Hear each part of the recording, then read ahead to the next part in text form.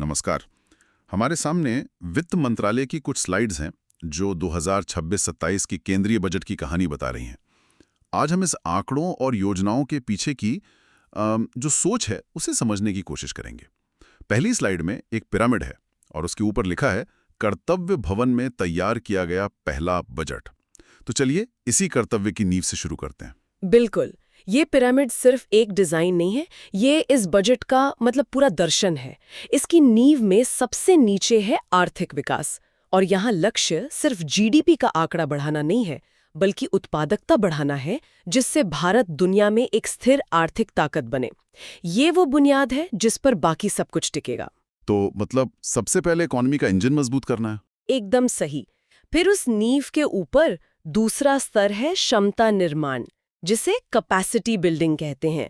इसका मतलब है देश के लोगों को वो अवसर और हुनर देना जिससे वो अपनी आकांक्षाओं को पूरा कर सकें। ये विकास को इंसानों से जोड़ता है। और सबसे ऊपर है सबका साथ सबका विकास, यानी ये पक्का करना कि विकास का फायदा हर किसी तक पहुंचे। इन तीनों का अंतिम लक्ष्य है पिरामिड का शिखर, विकसित भारत एट 2047। ठीक है, तो ये तो हुई दर्शन की बात। लेकिन कहते हैं ना, पैसा बोलता है। देखते हैं कि ये विचार आंकड़ों में कैसे दिखते हैं। बजट का सबसे बड़ा हेडलाइन आंकड़ा है 17.1 लाख करोड़ का प्रभावी पूंजीगत व्यय, केपैक्स। ये आंकड़ा सुनने में तो बहुत बड़ा है, लेकिन इसका असल मतलब क्या है? इसका असली मतलब समझने के लिए इसे ऐसे देखिए। ये सरकार के कुल खर्च का लगभग 1/3 हिस्सा है।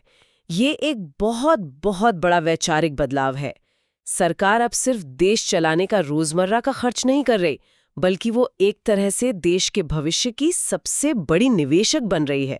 ये वो पैसा है जो नई सड़कों, बंदरगाहों, रेलवे लाइनों में जा रहा है। ये वो निवेश है जो आज होगा, लेकिन अर्थव्यवस्था को दशकों तक गति देगा। मतलब आज सड़क बनाने पे खर्च किया 1 रुपया, कल अर्थव्यवस्था में 5 रुपये बनकर लौटेगा।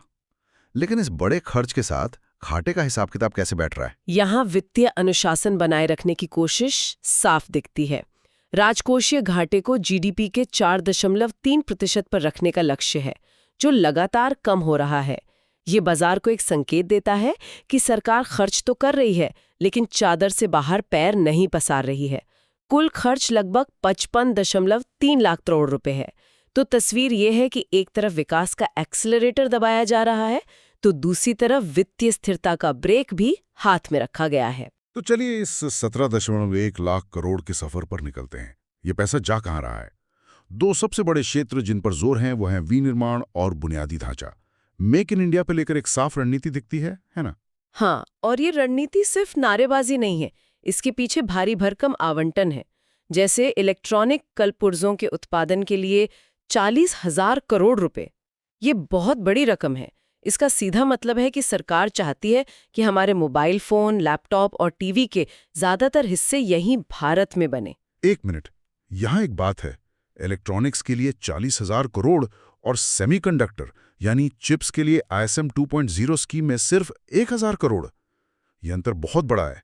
क्या इसका मतलब यह है कि सरकार की रणनीति पहले असेंबली और कंपोनेंट बनाने पर है और चिप बनाने का मुश्किल काम बाद के लिए रखा गया है? ये एक बहुत अच्छा सवाल है। ये अंतर दिखाता है कि रणनीति चरणबद्ध है। पहले एक पूरा इकोसिस्टम तैयार किया जा रहा है जहां फोन और टीवी जैसी चीजें बने, जिससे एक मांग पैदा हो। चिप बनाना बहुत ज्यादा पूंजी और तकनीक वाला काम है, तो शायद सरकार पहले निचली सीढ़ी मजबूत कर रही है। इसके साथ ही बायोफार्मा शक्ति के लिए 10,000 करोड़ रुपए और 3 नए केमिकल पार्क की भी योजना है। कुल मिलाकर कोशिश ये है कि हम सिर्फ उपभोक्ता ना बने रहें, बल्कि एक उत्पादक देश बने। और अगर आप इतना कुछ बनाएंगे तो उसे देश के एक कोने से दूसरे कोने तक पहुंचाने के लिए रास्ते भी चाहिए होंगे। यहाँ इंफ्रास्ट्रक्चर की तस्वीर क्या है? हमारे सामने एक नक्शा है जिसमें बहुत सारी लाइनें खींची हुई हैं। ये नक्शा असल में भारत की भविष्य की आर्थिक धमनियों का है। इसमें 7 हाई स्पीड रेल कॉरिडोर प्रस्तावित हैं जो बड़े आर्थिक केंद्रों को जोड़ेंगे। साथ ही 7 नए ग्रोथ कनेक्टर्स हैं। लेकिन जो चीज़ सबसे ज्यादा ध्यान खींचती है वो है पूर्व पश्चिम फ्रेट कॉरिडोर। ये सूरत से शुरू होकर हल्दिया तक जाएगा। मतलब ये सिर्फ मालगाड़ियों के लिए एक डेडिकेटेड हाईवे होगा। इससे लॉजिस्टिक्स की लागत और समय दोनों पर बहुत बड़ा असर पड़ेगा, है ना? बिल्कुल।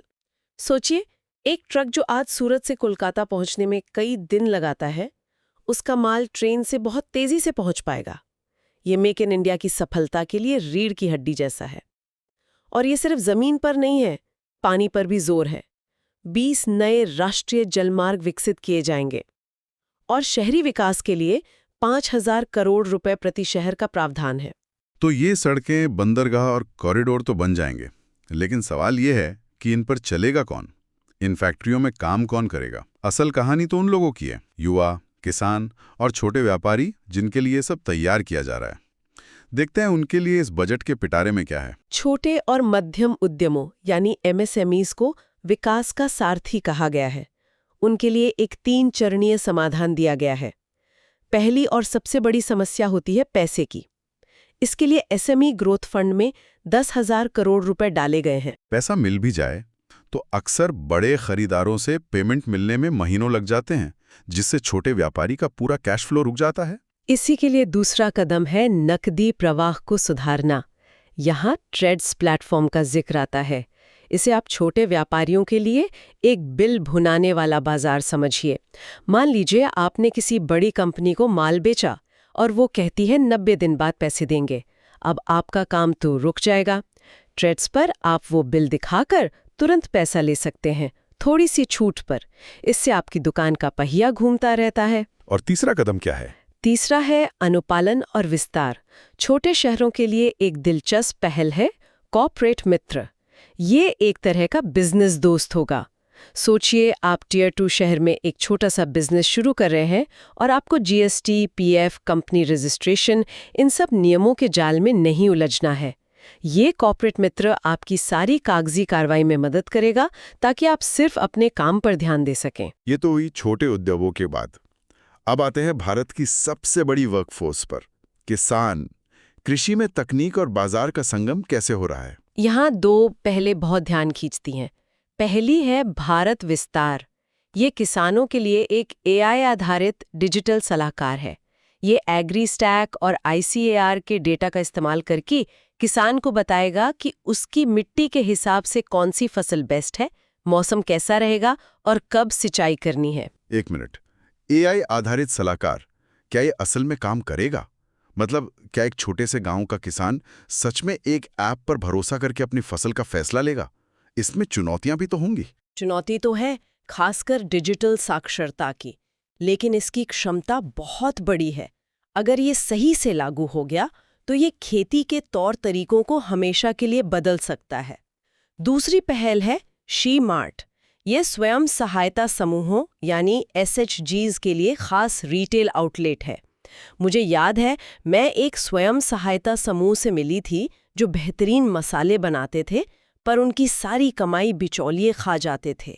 ये पहल सीधे उन्हीं महिलाओं को ताकत देगी कि वो अपना माल सीधे ग्राहकों को बेच सकें। और युवा शक्ति, देश की सबसे बड़ी आबादी, उनके लिए क्या है? युवाओं के लिए भविष्य के कौशल पर जोर है, जैसे AVGC सेक्टर यानी एनिमेशन, विजुअल इफेक्ट्स, गेमिंग और कॉमिक्स।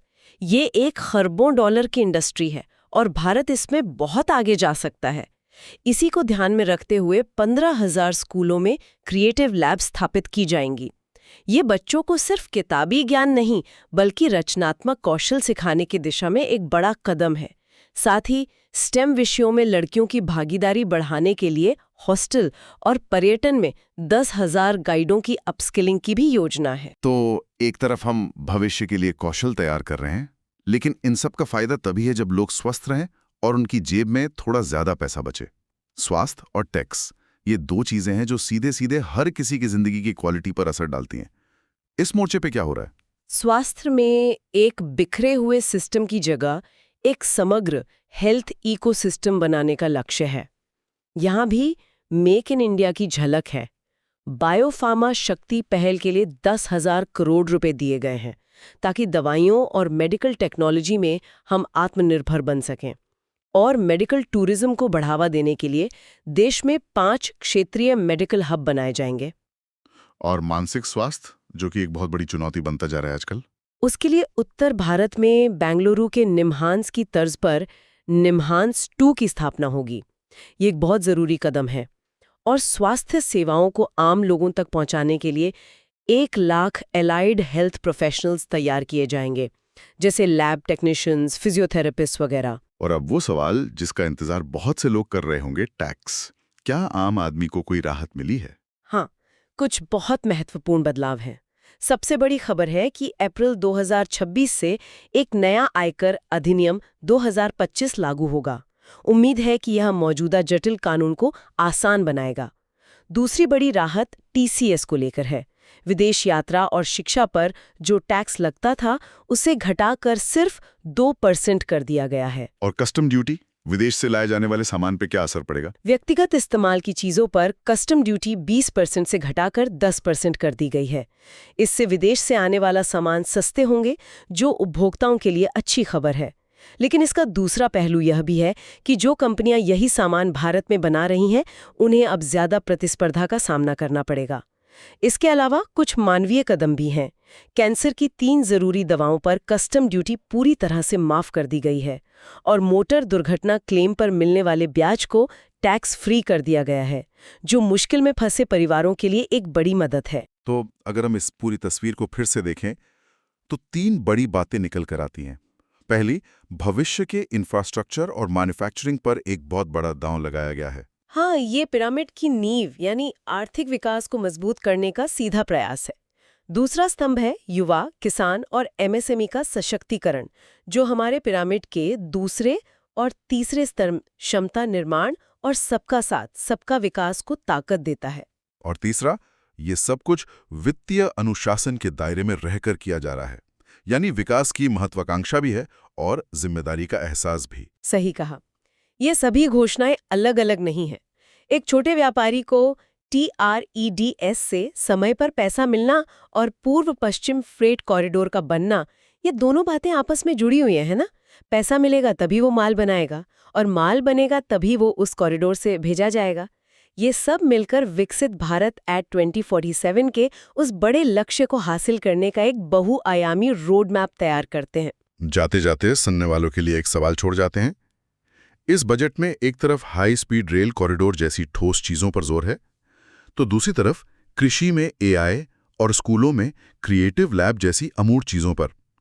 तो ये सोचने वाली बात है कि 21वीं सदी में भारत के लिए बुनियादी ढांचे की परिभाषा कैसे बदल रही है। क्या ये अब सिर्फ सड़कें और बंदरगाह हैं, या इसमें डिजिटल और बौद्धिक पूंजी भी उतनी ही शिद्दत से शामिल हो गई है? इस पर जरूर सोचिएगा।